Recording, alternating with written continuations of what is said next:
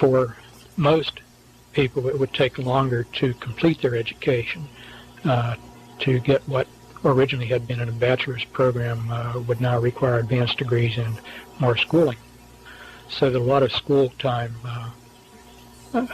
would be just wasted time. Good schools would become more competitive. I inferred when he said that he was including all schools, elementary up through college, but I don't recall whether he said that. Students would have to decide at a younger age what they would want to study and get onto their track early if they would qualify. It would be harder to change to another field of study once you got started.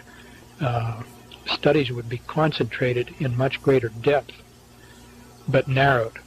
You wouldn't have access to material in other fields outside your own area of study without approval. This seemed to be more where he talked about limited access to other fields. I seem to recall that as being more at the college level, high school and college level perhaps. People would be very specialized in their own area of expertise, but they won't be able to get a broad education and won't be able to understand what is going on overall. He was already talking about computers in education, and at that time he said anybody who wanted computer access or access to books that were not directly related to their field of study would have to have a very good reason for so doing, otherwise access would be denied. Another angle was that the schools would become more important in people's overall life. Kids, in addition to their academics, would have to get into school activities unless they wanted to feel completely out of it.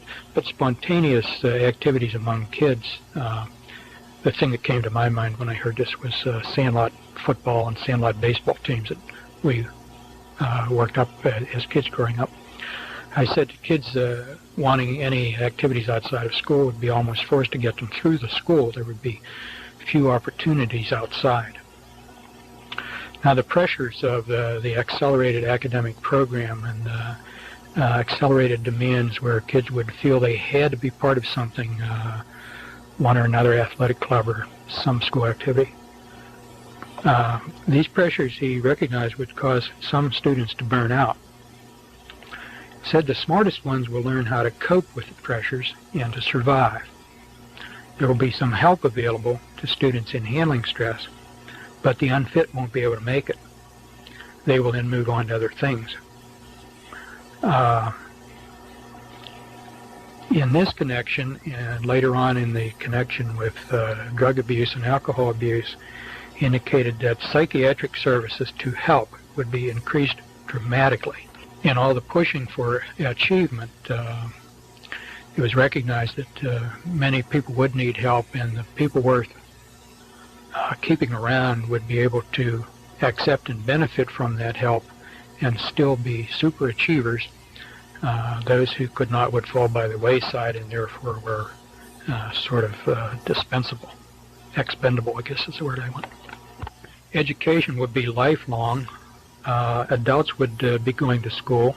There will always be new information that adults must have to keep up. When you can't keep up anymore, you're too old. This was another way of letting older people know that the time had come for them to move on and take the demise pill. If you got too tired to keep up with your education, you got too old to learn new information, then this was a signal you begin to prepare to get ready to step aside. In addition to revising the classics, which I alluded to a while ago with revising the Bible, he said some books would just disappear from libraries. This was in the vein that some books contain information or contain ideas that should not be kept around, and therefore those books would disappear. I don't remember exactly if he said how this was to be accomplished, but I seem to recall carrying away the idea that this would include thefts, that certain people would be designated to go to certain libraries and pick up certain books and just get rid of them. Not necessarily as a matter of policy, just simply steal it. Further down the line, not everybody will be allowed to own books. and some books nobody will be allowed to own. Another area of discussion was laws that would be changed. At that time, a lot of states had blue laws about Sunday sales and certain Sunday activities. They said the blue laws would all be repealed. Gambling laws would be repealed or relaxed so that gambling would be increased. Indicated then that governments would get into gambling. We've had a lot of state lotteries pop up around the country since then, and at the time we were already being told that would be the case. Why should all that gambling money be kept in private hands when the state could benefit from it, was the rationale behind it. But people should be able to gamble if they want to, so it would become a civil activity rather than a private or illegal activity. Bankruptcy laws would be changed. I don't remember the details, but just that they would be, and I know subsequent to that time they have been. Antitrust laws would be changed or be interpreted differently, or both. In connection with the changing antitrust laws, there was some statement that, in a sense, competition would be increased. But this would be increased competition within otherwise controlled circumstances. So it's not a free competition. I recall having the impression that it was like competition, but within members of a club. There would be nobody outside the club who would be able to compete. Sort of like teams competing within a professional sports league. If you're in the NFL or the American or National Baseball leagues, you compete within the league, but the league is all in agreement on what the rules of competition are. Not a really free competition. Drug use would be increased, alcohol abuse would be increased, and law enforcement efforts against drugs would be increased. On first hearing that, it sounded like a contradiction. Why increase drug abuse and simultaneously increase law enforcement against drug abuse? But the idea is that in part the increased availability of drugs would provide a sort of law of the jungle whereby the weak and the unfit would be selected out. There was a statement made at that time, before the earth was overpopulated, there was a law of the jungle where only the fittest survived. You had to be able to protect yourself against the elements and wild animals and disease, and if you were fit, you survived. But now that we've become so civilized, we're over-civilized, and the unfit are unable to survive only at the expense of those who are more fit. And the abuse of drugs then would restore, in a certain sense, the law of the jungle and selection of the fittest for survival. News about drug abuse and law enforcement efforts would tend to keep drugs in the public consciousness, and would also tend to reduce this unwarranted American complacency that the world is a safe place and a nice place. The same thing would happen with alcohol. Alcohol abuse would be both promoted and demoted at the same time.